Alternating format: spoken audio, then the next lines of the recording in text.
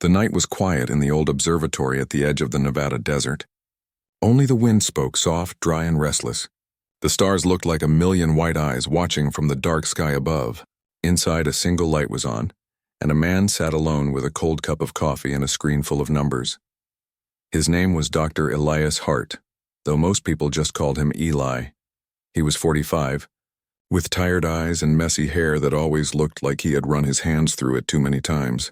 He was not the smartest man in the building, but he was the one who stayed the latest. And tonight that made all the difference.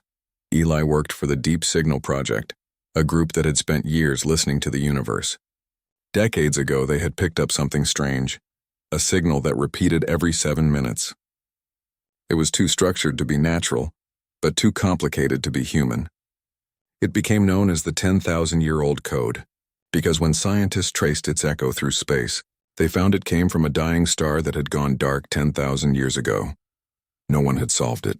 Not the supercomputers, not the AI models, not the teams of linguists, mathematicians, or cryptographers. Governments had given up on it. Funding had dried out, but Elias Hart didn't give up easily. He wasn't supposed to be working that night. The lab was technically closed for maintenance, but Eli had snuck in with a thermos of strong coffee and his old notebook. He preferred solving problems with paper and pencil. Computers made sense of numbers, but he liked to feel the pattern, like working on a crossword or a riddle. On the table beside him sat a stack of puzzles he had collected over the years. He always said, "The universe speaks in patterns. You just have to listen like it's a game." His colleagues laughed, but he didn't mind. He wasn't chasing fame, he just wanted to understand. At 2:17 a.m., the signal came again. Beep, pause, beep, beep. It sounded like a heartbeat that had forgotten how to live. Eli leaned closer to the screen, tracing the numbers on the monitor with his finger. Same loop, same rhythm, he muttered. You've been saying the same thing for 10,000 years. What are you trying to tell us? He took a sip of his coffee, cold, bitter, and reached for his pen. That's when it happened. The pen rolled off the desk, and as he bent down to pick it up, his elbow knocked over the cup. Coffee spilled across his papers in a messy brown wave. "Ah, come on," he shouted, jumping back. But as he looked at the soaked pages, his eyes froze. The stains had formed odd shapes, dark spots and light spaces across the page filled with numbers. And by pure chance, or maybe something else, one line of numbers now connected perfectly with another. A small pattern appeared. It wasn't random. It looked like a crossword grid. Eli blinked, confused, then started to laugh softly. "No way," he whispered. He grabbed a pencil and began tracing the pattern. The numbers were arranged in blocks, 3 across, 2 down, repeating again and again. He had seen something like it before. Not in a lab, but in a puzzle magazine. The alien code wasn't a sentence. It was a patterned puzzle, a kind of interlocking grid. His heart began to race. He wiped the coffee off the paper and typed the new pattern into the computer. The machine beeped. The screen flickered. For the first time in decades, the repeating code changed. Lines of fresh symbols scrolled across the monitor. Slowly at first, then faster, like the signal was waking up. Eli stared, wide-eyed. "That's impossible," he whispered. "It shouldn't react." The code had never changed before. It was like touching an ancient stone and feeling it move under your fingers. For a long moment, Eli didn't move. The hum of the computers was the only sound in the room. His hands shook as he hit record. The new data streamed in, symbols, sounds, and pulses forming a wave he couldn't yet understand. But deep down, he knew one thing for sure. Something had just noticed him. He sat back, breathing hard, staring at the new pattern. It looked almost alive, pulsing like it had a heartbeat of its own. The thought sent a chill down his spine. He suddenly felt very small, like a child who had just tapped the shoulder of a sleeping giant. Outside, the wind howled louder. The stars seemed brighter. Eli leaned forward again, whispering softly to the screen. "You've been waiting a long time, haven't you?" No one was there to answer. But in that silence, the code blinked once, twice, and for a brief moment he could swear he heard something behind the static. A voice, not human, not clear, but curious. He didn't know it yet. But this was the night that would change everything. A tired human with coffee and crosswords had just woken a code older than history. The 10,000-year-old alien code had finally met the mind that could understand it. The sun was already rising when Dr. Elias Hart finally looked up from his screen. He had spent the entire night staring at the strange pattern that had appeared after the spill. The alien code was no longer looping, it was changing. Every 7 minutes, new symbols appeared. They looked like a mix of numbers, waves, and lines, something between math and music. Eli rubbed his eyes. His brain ached and his coffee was long gone. He whispered to himself, "You're either a genius or losing your mind." He wasn't sure which one was true. For most people, decoding alien messages would mean complex algorithms and million-dollar machines. For Eli, it meant a notebook, a pencil, and a crossword puzzle. He pulled one from his drawer, a half-finished one from last week. He stared at the boxes, the black and white pattern. Then he looked back at the alien code on the screen. The shapes matched. It hit him like lightning. The aliens weren't writing words, they were writing patterns. Each group of symbols looked like clues in a crossword. Each line connected to another. Maybe they weren't just sending data. Maybe they were testing whoever was reading it. Like a challenge, Eli said softly. They want to see if we can think like them.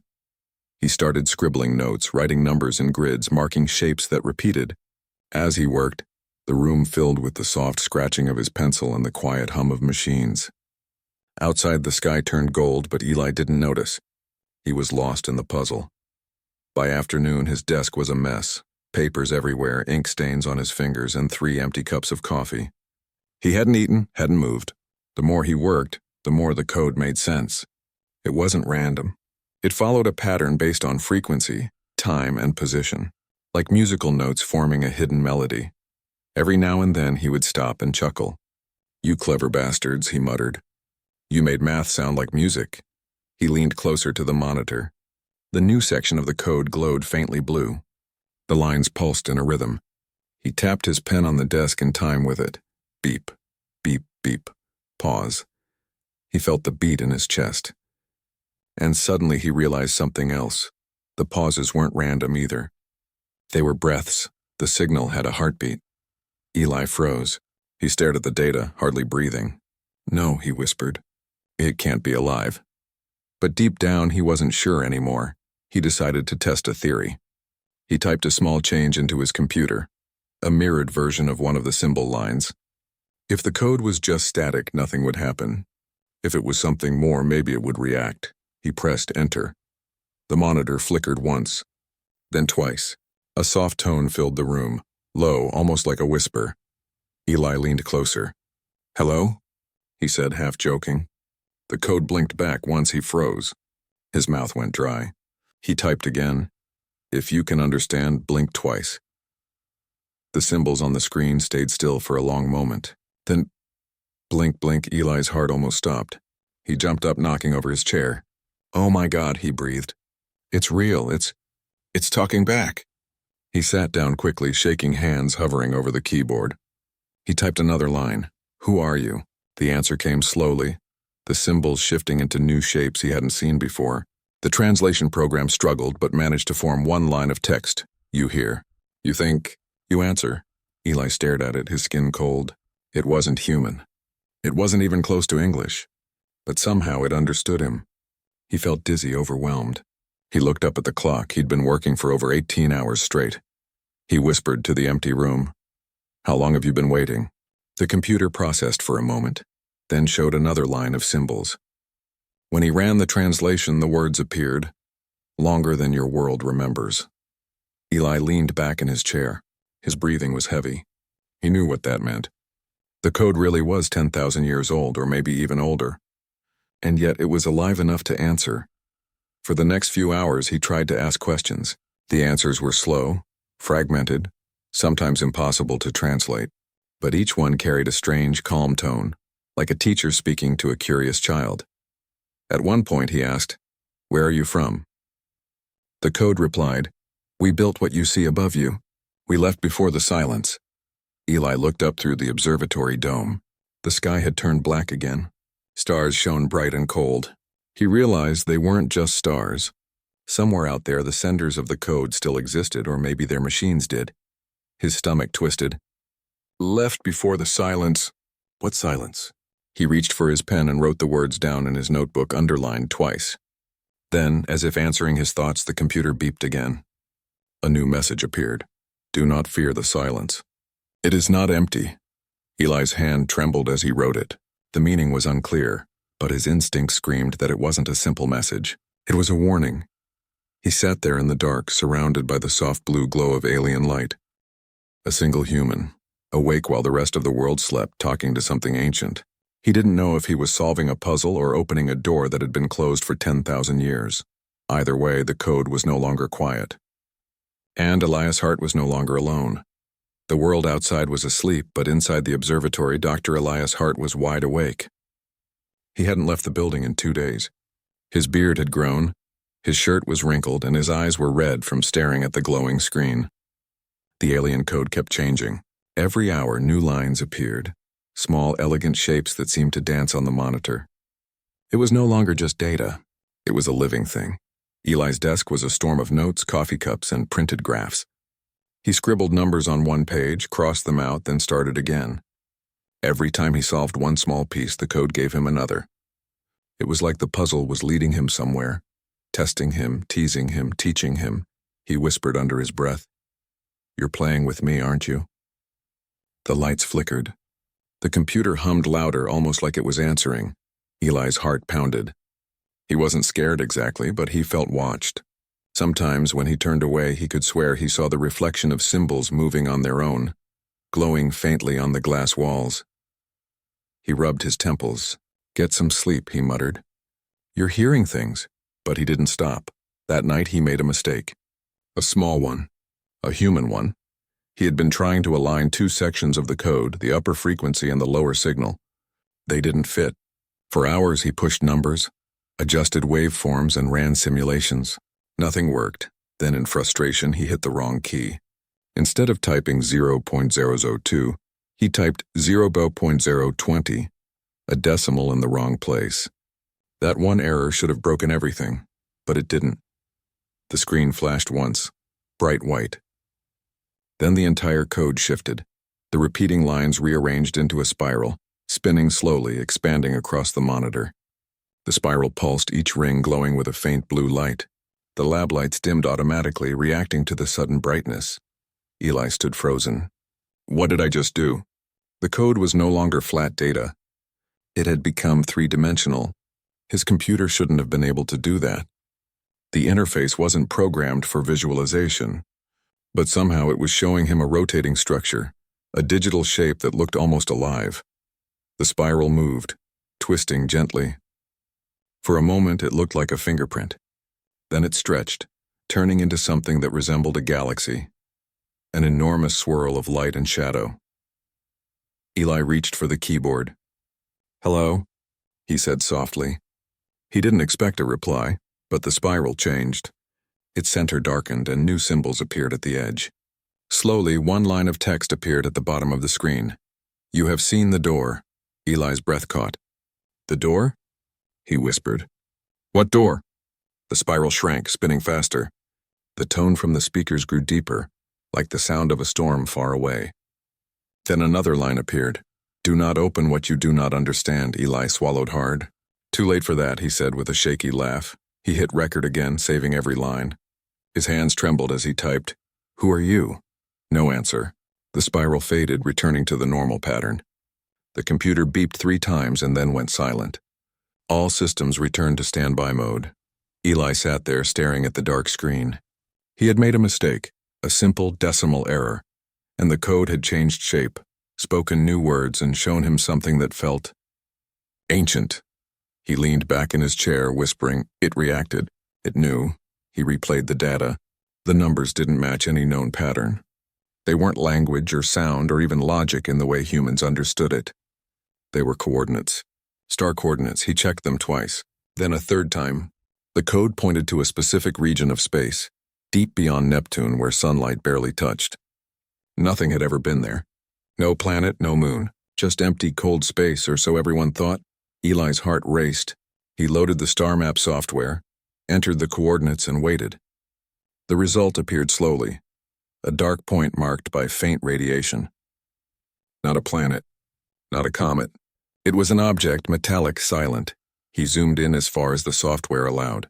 The readings showed something massive but hollow, like a station or a machine drifting for ages.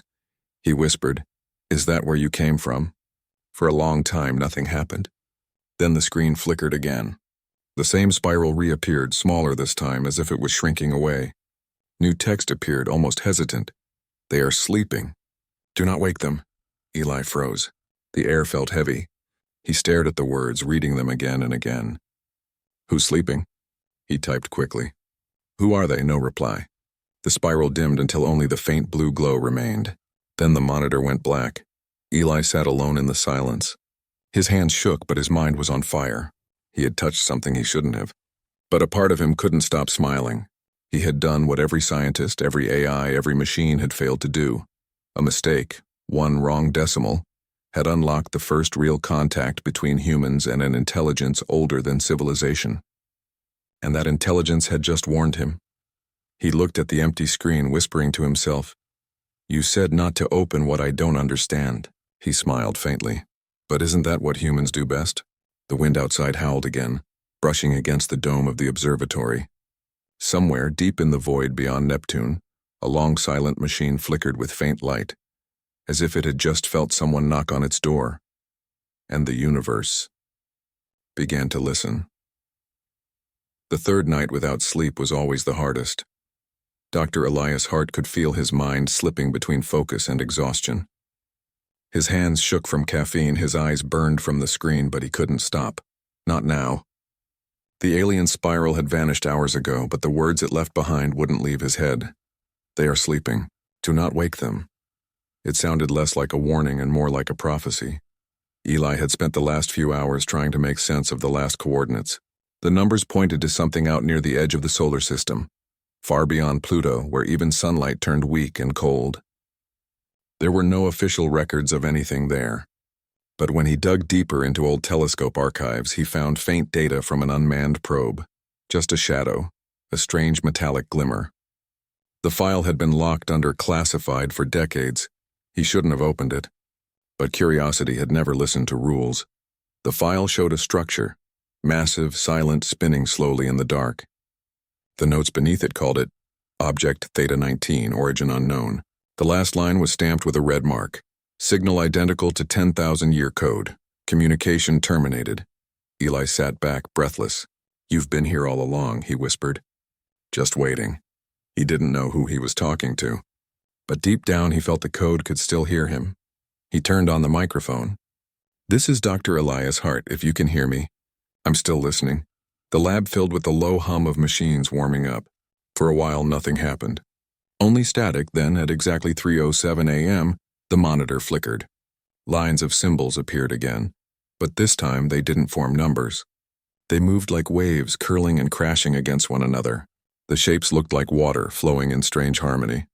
The translator software struggled to keep up. Words formed slowly, unevenly, but clear enough to read. "You have opened the door. Do you understand the cost?" Eli swallowed hard. "I'm trying to," he said softly. Another line appeared. "You are human. You seek meaning. You build from dust and time." Then the symbols froze. A new set scrolled across the bottom. The screen filled with a pulsing light beating like a slow heart. "We built the stars." Eli stared, unable to move. His mind raced. "They built the stars?" He whispered. "No, that's impossible." He ran a check on the transmission frequency. It was faint but steady. The data wasn't just words, it was images. When he opened the file, his screen flashed white. Shapes and colors flooded the display. Ancient cities of glass and light, machines orbiting suns, creatures made of shadow and metal walking under alien skies. It wasn't fantasy. It was memory. The builders, the beings who made the code, had recorded their story in light. They were architects of creation, beings who shaped energy and gravity like clay. But the images shifted, darkened, and showed something else. A storm swallowing stars. A silence spreading across galaxies. And then, nothing. The last image was a single glowing spiral, the same one Eli had seen. A voice faint and distant echoed through the speakers. "We are gone. But the code remains, to warn, to remember." Eli felt a chill crawl up his spine. His heartbeat matched the rhythm of the pulsing light. He whispered, "What happened to you?" The computer whined, the speakers hissed, and one last message appeared. We slept to escape what we created. Then silence. The hum in the room faded. The lights returned to normal. Eli sat in his chair, staring at the empty screen. His hands were cold, his mouth dry. He had just spoken to something or someone older than human history. They had built worlds, written their legacy into light, and left a message for whoever was foolish or brave enough to listen. But what did sleep mean? Were they truly gone? Or waiting somewhere in the dark, frozen but alive? He saved every byte of data to his private drive, encrypting it with a password only he knew. He didn't trust anyone else to handle this. Not the government, not the scientists who gave up, not even his own project team. Outside, the first light of dawn touched the desert horizon. The air shimmered with heat, but Eli didn't notice.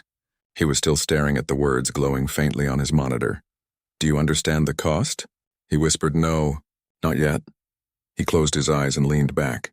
For the first time, he felt something strange. Not fear, but connection. Like the code was part of him now. Somewhere far away, the signal pulsed once more. If someone had been watching from space, they might have seen a brief flicker in the void near Neptune. A faint spark on the edge of nothingness. And if they had listened closely, they might have heard a voice. Not human, not machine. Just a whisper older than time. The listener has answered. The chain begins again. Eli's computer beeped softly, one final message flashing on the screen before it went dark. The builders remember their children. He sat motionless for a long time. The desert wind whistled through the vents, soft and cold. He didn't know what the words meant, but he could feel it deep in his chest. Something had started. Something that couldn't be undone. The universe had spoken, and Elias' heart had answered. The fourth night came without rest. The desert sky above the observatory was clear, but inside the air felt heavy, as if the room itself was holding its breath. Dr. Elias Hart sat alone again, the glow from his screen painting his face pale blue. The alien code still pulsed softly, alive but quiet, like it was waiting for him to speak first. He had read the last message 100 times. The builders remember their children. What did it mean? Who were the children? He ran the message through every translation program he could find. Each one gave him a different version. The creation remembers the makers. The seeds awaken. The dream remembers the dreamer. None made sense, and yet all of them did. Eli leaned back, exhausted. He rubbed his face and whispered, "Maybe I'm not talking to a machine at all." He stared at the spiral symbol on the screen. It was beautiful and terrifying at the same time. It pulsed slowly like a breathing thing. He took another sip of cold coffee and started typing. "If you can hear me, what are the builders?" The signal flickered. The reply came fast. Too fast for human speed. They made the path. They made us. They made you, Eli froze. Made us? He repeated. Humans? The next line appeared slower, like the code itself was thinking. They left the seeds in your stars. You grew, you forgot. His hands trembled. His heart pounded. Was the code suggesting that humans weren't natural? That they were part of something older? He typed again, almost afraid of the answer. Why send the code? Why now? The screen brightened until it hurt his eyes. Symbols rained down, the machine humming louder than before. Then suddenly everything stopped. The final translation appeared one word at a time. Because the builders are stirring. The sleepers dream. The silence is ending. Eli's mouth went dry. He pushed his chair back, staring at the words. The silence is ending, he whispered. He looked toward the observatory dome. The stars shone bright and cold. For the first time, they didn't look peaceful. They looked alive, watching. The next morning, Eli's inbox was full of strange emails, encrypted messages from unknown sources. One subject line stood out. Stop communication immediately. He clicked it. The message was short and direct. This is a restricted transmission. You have engaged with an active signal of non-terrestrial origin. Cease all attempts to respond. File secured under Defense Protocol 7A. He frowned. Defense Protocol 7A didn't exist, at least not publicly. He leaned back in his chair, muttering, They know. His phone rang. No caller ID. He hesitated, then answered. Dr. Hart? A calm voice said. Yes? This is Director Shaw from the Deep Signal Command. We've been monitoring your terminal. You've received transmissions from source Theta 19. Eli's pulse spiked. You mean the object near Neptune? Correct. Whatever you've activated, it's rebroadcasting. Not just to you. It's reaching out. Rebroadcasting. To where? A pause. Every direction. The call went dead.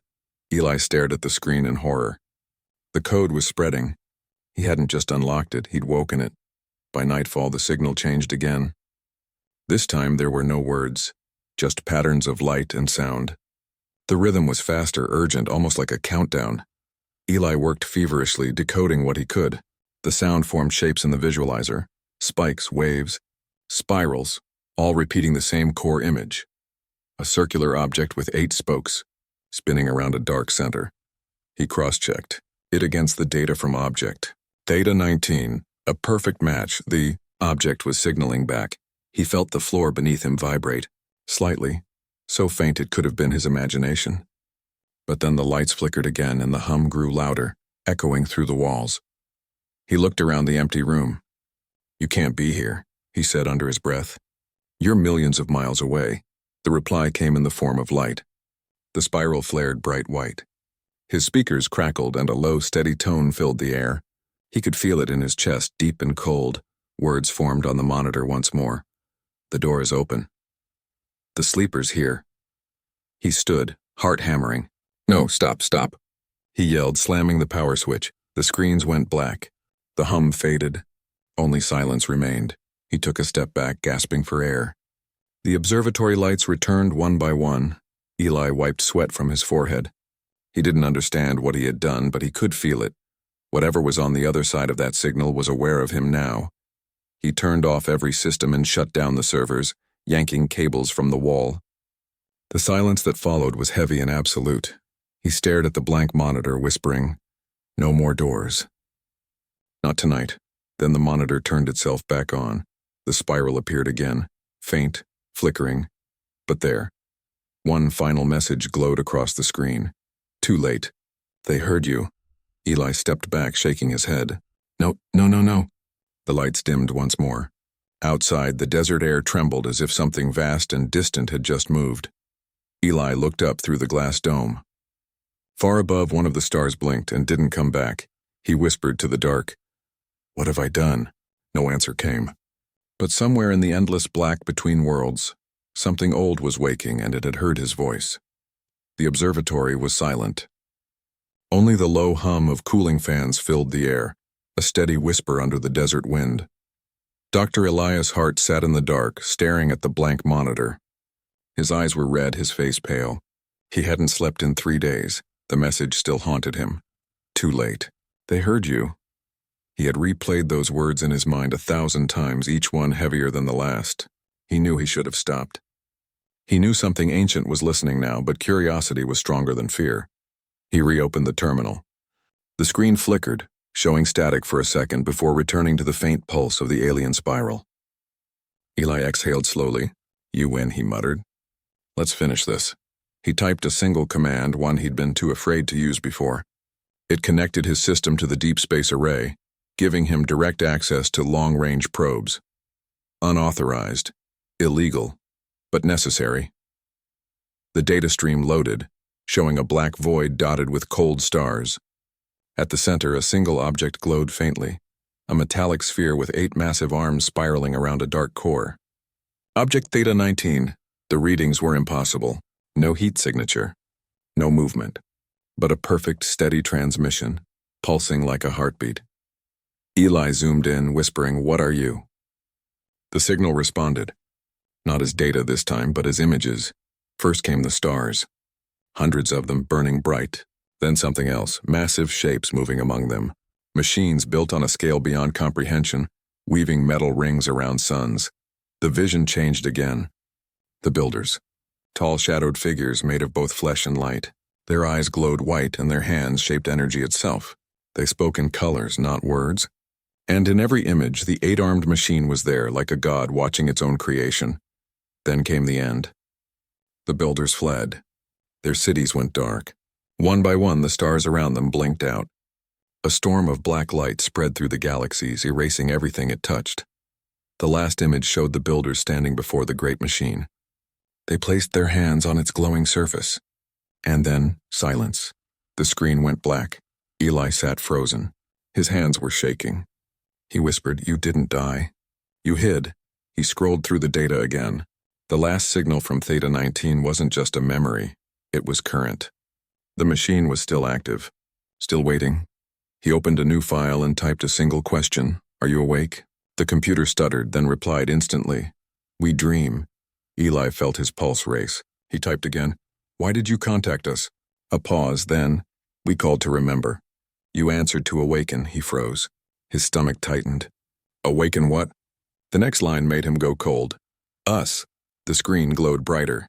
The power in the room dimmed as the computer fans roared to life. The alien code spread across every open file, multiplying faster than he could stop it. "Stop, stop," Eli shouted, unplugging cables, shutting off power supplies. But it didn't help. The message was inside every system now. He pulled the main plug and the entire observatory went dark. Only the desert moonlight slipped through the dome above. In the silence, he could still hear the faint hum of the machines. The sound didn't stop. It had moved beyond his computers. The power grid outside the lab flickered. For a moment, the entire valley glowed with faint blue light. Then everything went still. Eli stepped outside, his breath visible in the cool air. The sky looked different, clearer, sharper. The stars shimmered unnaturally, as if something behind them had just shifted. Then he saw it. A thin line of light stretching across the sky, faint but real. It wasn't a shooting star. It wasn't a satellite. It was a signal beam traveling from deep space straight toward Earth. He whispered, "Oh no." Inside the observatory, his computer screen blinked to life again even though it was unplugged. A new message appeared, glowing white against the dark. "Humanity has answered. You are ready." Then came coordinates, Earth's coordinates. The signal was bouncing back. The code wasn't calling out anymore. It was calling down. Eli ran back inside, frantically typing commands, trying to block the transmission. Every key he pressed caused the screen to flash brighter, faster. Lines of alien code raced across the monitors, merging into symbols he hadn't seen before. They formed a circle, a doorway of light. Then, in the center of it, new text appeared. "Do not fear. The builders return when the children call." Eli froze. His breathing quickened. No, stop it. "I didn't call anyone." The room trembled. A low rumble echoed through the ground beneath the observatory. The sound was deep, so deep it felt like the earth itself was responding. The message on the screen blinked once more. "The call has been sent." And then, silence. For a long time, Eli stood motionless, staring at the dark monitor. His heart was pounding so hard it hurt. He turned toward the dome and looked up at the sky. Far out near the edge of the solar system, a faint point of light had appeared. It wasn't a star. It was moving, slowly, steadily toward Earth. He whispered to himself, "I didn't wake them. I invited them." The stars above seemed to flicker in reply, and somewhere across the endless black, something ancient and vast began to move for the first time in 10,000 years. The forbidden signal had been answered, and now the builders were coming home.